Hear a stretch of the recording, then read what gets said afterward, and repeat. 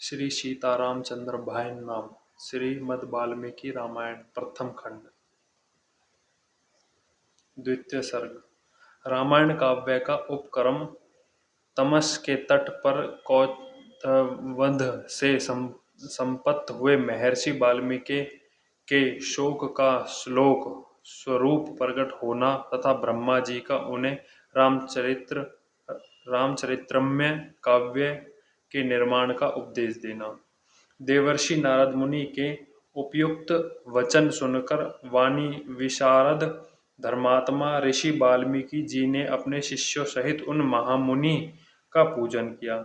वाल्मीकि जी से यथावत सम्मानित हो देवर्षि नारद जी जाने जाने के लिए उनसे आज्ञा मांगी और उनसे अनुमति मिल जाने पर वे आकाश मार्ग से चले गए। उनके देवलोक पधारने के दो ही घड़ी बाद वाल्मीकि जी तमसा नदी के तट पर गए, जो गंगा जी से अधिक दूर नहीं थी।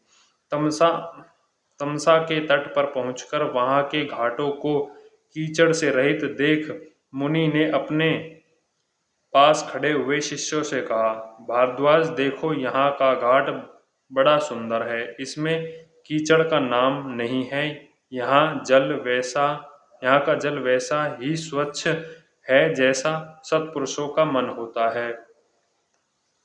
तात यही कलश रख दो और मुझे मेरा वल्कल दो। मैं तमसा के इसी उत्तम तीर्थ में स्नान करूंगा। महात्मा वाल्मीकि के ऐसा कहने पर नियम परायण शिष्य भारद्वाज ने अपने गुरु मुनिवर वाल्मीकि को वलकल वस्त्र दिया। शिष्य के हाथ से वल्कल लेकर वे जितेंद्रिय मुनि वहां के विशाल वनी शोभा देखते हुए सब ओर विचरने लगे। उनके पास ही क्रौंच पक्षियों का एक जोड़ा, जो कभी एक दूसरे से अलग नहीं होता था, विचर रहा था। वे दोनों पक्षी बड़ी मधुर बोली बोलते थे। भगवान वाल्मीकि ने पक्षियों के उस जोड़े को वहां देखा। उस समय पाप पूर्ण विचार करने लगे। एक निषाद ने, जो समस्त जंतुओं का आकार वैरी था, वहां आकर पक्षियों के उस जोड़े में से एक नर पक्षी को मुनि के देखते देखते वान से मार डाला। वह पक्षी खून से लथपथ होकर पृथ्वी पर गिर पड़ा और पंख फड़फड़ाता हुआ तड़पने लगा। अपने पति की हत्या हुई देख उसकी भार्या क्रौंची करुणा जनक स्वर में चित्कार कर उठी। उत्तम पंख से युक्त वह पक्षी सदा अपनी भार्या के साथ साथ विचारता था। उसके मस्तक का रंग तांबे के समान लाल था और वह काम से मतवाला हो गया था। ऐसे पति से वियुक्त होकर क्रौंची बड़े दुख से रो रही थी। निषाद ने उसे मार गिराया था। उस नर पक्षी की वह दुर्दशा देख उन धर्मात्मा ऋषियों को बड़ी दया आई।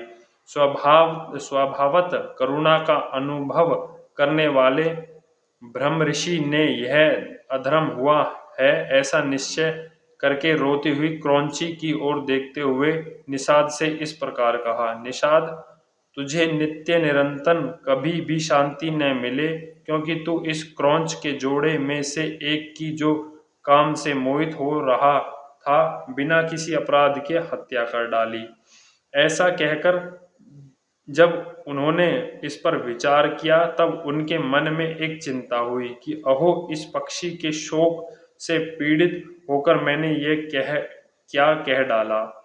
यही सोचते हुए महाज्ञानी और परम बुद्धिमान मुनिवर वाल्मीकि एक निश्चय पर पहुंचे और अपने शिष्य से इस प्रकार बोले, तात, शोक से पीड़ित हुए मेरे मुख से जो वाक्य निकल पड़ा है, यह 4 चरणों में आबद्ध है। इसके प्रत्येक चरण में बारंबार यानी 8 अक्षर है तथा इसे वाणी के लय पर गाया भी जा सकता है। अतः मेरा यह वचन श्लोक पूर्वक अर्थात श्लोक नामक छंदों में आबद्ध काव्य रूप या यश रूप होना चाहिए, अन्यथा नहीं।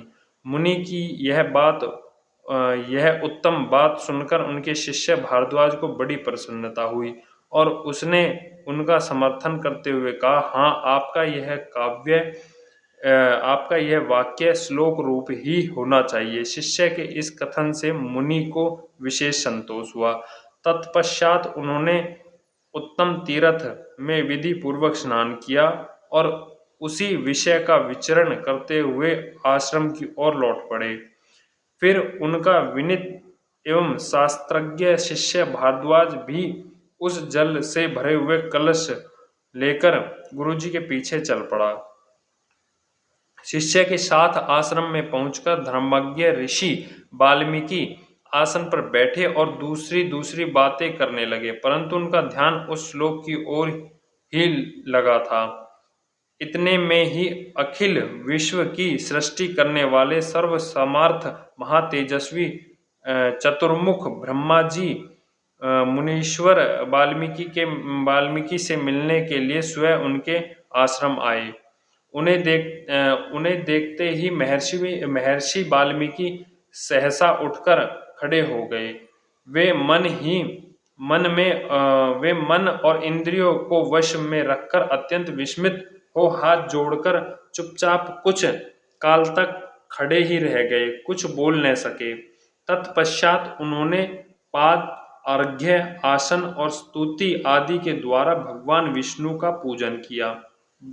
ब्रह्मा का पूजन किया और उनके चरणों में विविध प्रणाम करके उन्हें कुशल समाचार पूछा। भगवान ब्रह्मा ने एक परम उत्तम आसन पर विराजमान होकर वाल्मीकि मुनि को भी आसन ग्रहण करने की आज्ञा दी।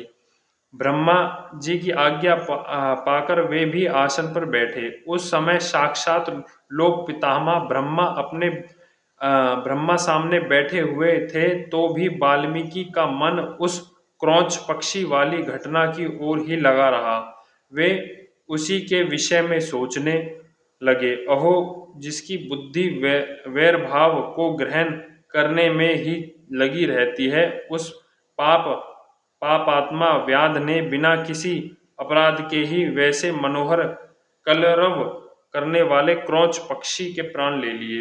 यही सोचते सोचते उन्होंने क्रौंच के आर्तनादों को सुनकर निषाद को लक्ष्य करके जो श्लोक कहा था, उसी को फिर ब्रह्मा जी के सामने दोहराया। उसे दोहराते ही फिर उनके मन में अपने दिए हुए शाप के अनौचित्य का ध्यान आया। तब वे शोक और चिंता में डूब गए। ब्रह्मा जी उनकी मन स्थिति समझकर हंसने लगे और मुनीश्वर वाल्मीकि से इस प्रकार बोले, ब्राह्मण, तुम्हारे मुंह से निकले हुए यह छंदबद्ध वाक्य श्लोक रूप में ही होगा। इस विषय में तुम्हें कोई अन्यथा विचार नहीं करना चाहिए। मेरे संकल्प अथवा प्रेरणा से तुम्हारे मुंह से ऐसी वाणी निकली है। मुनि श्रेष्ठ, तुम श्री राम के संपूर्ण चरित्र का वर्णन करो। परम बुद्धिमान भगवान श्री राम संसार में सबसे बड़े धर्मात्मा और धीर पुरुष हैं। तुमने नारद जी के मुंह से जैसा सुना है, उसी के अनुसार उनके चरित्र का चित्रण करो। बुद्धिमान श्री राम को जो गुप्त या प्रकट वृत्तांत है तथा लक्ष्मण, सीता और राक्षसों के जो संपूर्ण गुप्त या प्रकट चरित्र है, वे सब अज्ञात होने पर भी तुम्हें ज्ञात हो जाएंगे। इस काव्य में अंकित तुम्हारी कोई भी बात झूठी नहीं होगी। इसलिए तुम श्री रामचंद्र जी की परम पवित्र एवं मनोहरम कथा श्लोकबद्ध करके लिखो।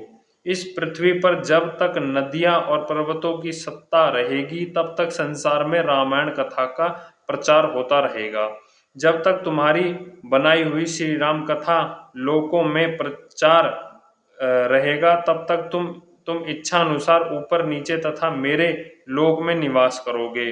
ऐसा कहकर भगवान ब्रह्मा जी वहीं अंतर्ध्यान हो गए। उन्होंने वहीं अंतर्ध्यान होने से शिष्यों सहित भगवान वाल्मीकि मुनि को बड़ा विषम हुआ। तदनंतर उनके सभी शिष्य